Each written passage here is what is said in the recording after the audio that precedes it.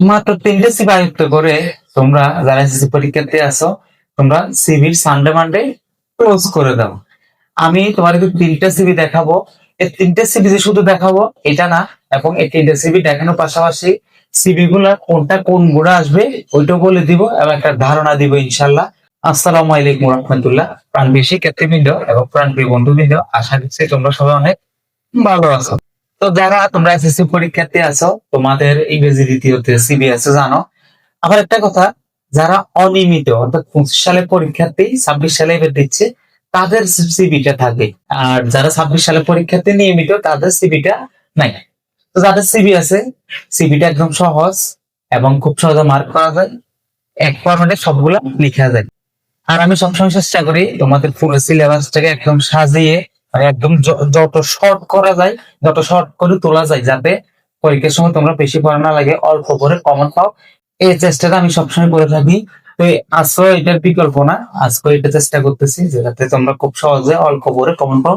দেখো এখানে curriculum vitae অর্থাৎ সিবি, কারিকুলাম বিটা অর্থাৎ সিবি।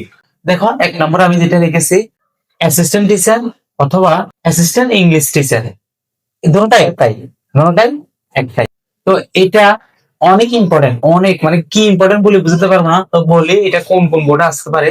এটা আসতে পারে রাজশাহী বোর্ড, তারপর তোমার চট্টগ্রাম বোর্ড আসতে পারে, যশোর বোর্ড, ময়মনসিংহ, দিনাজপুর, এই বোর্ড গুলোতে আসতে পারে, এর বাইরেও আসতে পারে। এরপর হচ্ছে, তো এটা অনেক ইম্পর্টেন্ট, এটা তোমরা স্টার দিয়ে রাখো, এটা তোমরা 5 স্টার দাও প্রয়োজনে। আমি 5 স্টার দিই, অনেক জায়গায় আসতে পারে, তো দিলাম। মনে করো আরেকটা দিই 5 স্টার। আচ্ছা, এরপরে 2 নম্বর যেটা রেখেছি সেটা হচ্ছে মেডিকেল রিপ্রেজেন্টেটিভ। মেডিকেল রিপ্রেজেন্টেটিভ এটা কোন কোন বোর্ডে আসতে পারে? এটা চট্টগ্রাম অথবা কুমিল্লা, আর না হলে দিনাজপুর আর রাজশাহী, এগুলো থেকে আসবে, মিস নাই। কেমন? তো এটা অনেক ইম্পর্টেন্ট, এটা তোমরা স্টার দিয়ে রাখো। আর 3 নম্বরে যেটা আছে এটা হচ্ছে সিনিয়র অফিসার অথবা জুনিয়র অফিসার। সিনিয়র অথবা জুনিয়র অথবা মার্কেটিং অফিসার, এরকম অফিসার আছে না যে সিনিয়র অফিসার, মানে একটা ব্যাংকের বা একটা এনজিওর জুনিয়র অফিসার বা মার্কেটিং অফিসার। এটা অনেক ইম্পর্টেন্ট। এটা কোথায় আসতে পারে? এটা তোমার আসতে পারে বরিশাল বোর্ডে, ময়মনসিংহ বোর্ড, তারপর তোমার দিনাজপুর বোর্ড, এরপর হচ্ছে সিলেট বোর্ড এবং ঢাকা বোর্ডও আসতে পারে। তো এই 3টে মূলত অনেক ইম্পর্টেন্ট, এই 3টের বাইরে আর দিবে না ইনশাল্লাহ, তোমরা মাথায় রাখতে পারো, এগুলাই থাকবে। তো এগুলো তোমরা একটু ভালো করে আয়ত্ত করো। আর সিভি কিভাবে লিখতে হয় বা কিভাবে করতে আশা করি জানো তোমরা।